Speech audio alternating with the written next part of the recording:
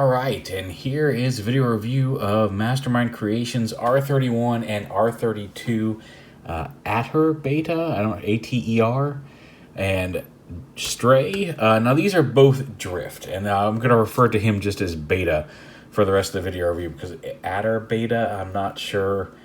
ATER beta, I don't know how you say it. So beta is going to work, and drift. And these are both technically drift. This is drift back when he was Deadlock, when he was a Decepticon and a sniper and had a slightly different color scheme. Slightly different. I mean, like, his face, he has some white. A mostly different color scheme. And drift as a kind of futuristic space car after he was reformed and changed his ways. But you can see, essentially, they're the same mold. The chest pieces, which show up here on the back of the car, are different, as well as they both come with the same kind of cleaver swords. The head sculpts are different, and Beta has his sniper rifle, whereas Stray has the believer sword that he picked up in a different head sculpt, but different chrome. But for the most part, but other than that, they're the exact same figure, and that's why I'm doing them both together in one video, because aside from paint and a head sculpt, their transformations are identical. They're the exact same figure. And had they come out a few weeks or a month apart, like some of the other remolds and repaints have, I would do two separate videos. But having them both here, having them both be the same transformation, it seemed a little ludicrous and disingenuous to try to break that up into two separate videos and making you sit through two of them, and thereby having to sit through more ads. Because, like I said, I count on the revenue. It's nice to have. It is what keeps my channel going. But at the same time, I appreciate your viewership, and I'm not going to abuse it for the sake of a few extra bucks. I appreciate the extra bucks. Like I said, it's what keeps this going. But, yeah, I'm not going to make you watch two videos of the exact same transformation, one right after the other when I have them both in hand, for the sake of a couple extra bucks. So thank you for those of you who have stuck with me over the years. I do appreciate it. Anyway, here they are in their vehicle modes. They roll. They got rolly wheels. For the front wheels, the wheel piece is actually kind of sandwiched between two false wheel pieces. In the back, they actually roll, and you'll see a little cut there in the wheel, and that actually gets pretty interesting. But the back wheels roll pretty freely, so you can roll them as vehicles. To transform them in both cases, now they both have the same little gap up here, like the handle of his gun plugs into this little squarish opening on the back. You can plug it into drift. You can swap their weapons because obviously they're the same figure. So if you want drift to have the gun, you can do that, or Stray, I guess I should say. But you pop those off. In this case, you pop the handle and the blade out, again, just like you did on Alpha, because there's a lot of similarities there as well, aside from the remolding. So go ahead and put the sword together, set that off to the side, and in both cases, untab. Those little dark spots are actually tab holes, and there's little tabs here. Untab the swords, or the cleavers, and pull them off and set them off to the side on both figures. And just a quick comparison, you see there's just a darker chrome and a gold detailing on these versus the silver and red on Strays. And the transformations, why don't I just go ahead and see, who do I want to actually transform on camera? Actually, I think he's going to, with the white background, I think he's going to show up better. So why don't we transform him on camera, and then we'll just kind of skip over, because they're exactly the same. So to transform him, you just unpeg this bit right here, unlock the foot piece, flip these panels and lift them up like that, and then you'll kind of bring these down and around just to get them out of the way here. These will continue to fold. You see the wheel folds in. These are going to be the kneecap pieces, so continue to fold those around, and that will let you start bringing the legs down. You don't want to bring them all the way down yet, because these panels are in the way. You go ahead and lift up the canopy here, which will allow you to start folding these panels out to the side. Although I guess you really want to wait until all this is done. We'll bring those down and around, untab this back panel here and lift it up, and then you can start flipping the arms out, bring them down here like this, and then these ball joints do like to pop off, but kind of wiggle them up and around right here at the shoulder. Get this out of the way. You see this comes up and around, lift it up, and then you can start bringing these panels, untab them from under here, bring them out and around. These are going to be the sheaths on his hips for the cleavers. But bring this all down. You want these all to sit low enough that you can rotate, or with enough clearance so you can rotate the torso around to the front. You can now bring the legs, clip them all the way into place here, and adjust the kneecap to your liking. Big knee spike. These pieces, these gray pieces, flip up onto the lower leg, flip the toe down, and then bring the whole foot assembly around like that and fold the heel up to form the foot. Same on this side.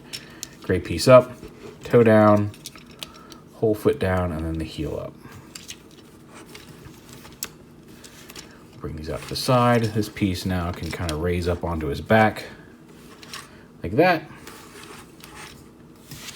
We'll come up here to the upper body, where we'll just bring the arms down around on the ball joint, rotate them forward so the elbows work, and again over here.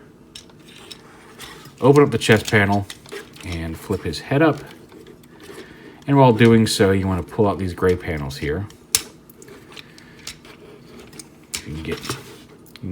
Once you get one going, the other one's pretty easy to flip out. I'm going to flip those out, bring this down all the way around. Actually, need to get this out of the way first. Bring this down, lift the arms all the way up, because these gray panels are going to peg in here. And this is going to peg into the back of the head assembly right here in the middle of the chest. Peg that in, and then fold these in to lock in place. And then you can bring the arms back down and then push the chest piece to lock it in place. And here's the cool bit with the wheels, and you want to make sure that they're in the right position, but rotate them so you see the cut piece. There's a hinge here, the cut piece on each side, and then the wheel actually just folds up flat into the shoulder piece like that. So you don't have a wheel hanging down here on his shoulder piece. They do stick out backwards a little bit, but he's balanced enough and stiff enough that it's not an issue.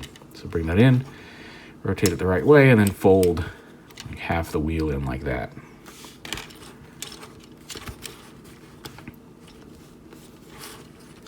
And then you can lift this up if you want onto his back, although you do need to bring it back down for the waist swivel to work.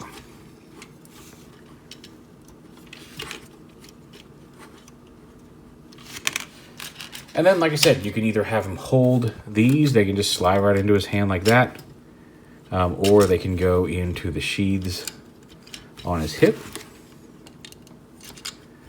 and he can hold his rifle.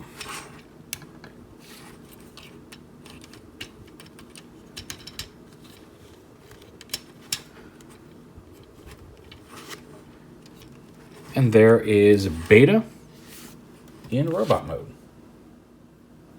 And as promised, going through the exact same transformation sequence also gets Stray into his robot mode as well. Now, one of the things that I thought, I thought Beta had a black color scheme, and when you look at it, it's actually like a really, really deep bluish purple, which is very striking in hand. I mean, like I said, the white head looks weird with all the rest of the darker colors, but a very striking color scheme. You can see the differences in the head sculpts here between the two of them. Bring those in a little bit here. Some very nice detailing on both, although a little bit pointier there on Stray himself. I do like the kind of curved pieces here on Beta. Well, actually, even that's kind of a purplish color compared to the white. If you look at it, it's not a full-on white like I thought it was. It's much brighter in comparison to the darker around it, but you can see it's kind of more of a pinkish purple than the white on Stray. They both have the exact same posability, being clones of each other, more or less, with the exception of, again, some cosmetic bits. You've got the swivel head, as well as a little bit of up and down there. Maybe there's a ball joint in there. I don't think that's a dual swivel, but I could be wrong. Although, again, the Stray has a little bit more range of motion just due to the head sculpt. Then you've got a ball joint. You got an up and down swivel, as well as a ball joint at the shoulder itself. A bicep swivel, a forward and back hinge just above that. Dual hinged elbows that don't quite get a full pass, get past 90, but the armor and the fist don't work well together. Can't pass through each other. Wrist swivel, the individually articulated, well, just the index finger and then the last three are one piece, as is common. Thumb waist swivel, you got a ball joint where these sheaths meet his body. You got the hinge back here. The thighs, front to back, side to side. These little panels will lift up to facilitate movement, although if you lift them all the way up, you'll see a big gap through there. But they will move out of the way. You got a thigh swivel, a dual hinge knee, which does fold up pretty nicely. You got the joint there at the knee spike. The transformation joint here that also gives you a little bit of movement there in the lower leg, and then a ball joint at the heel as well as the toe and a ball joint at the toe. So you've got a pretty decent range of articulation and is solid in most poses with all of that. Like all the joints in the leg are solid and can support a lot of cool action shots.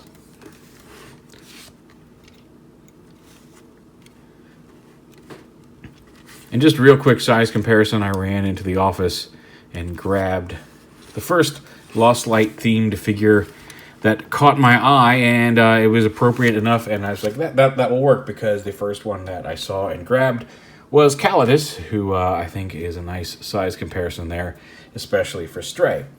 So you can see how they look together. He looks great with other MMC figures, especially here in the Lost Light.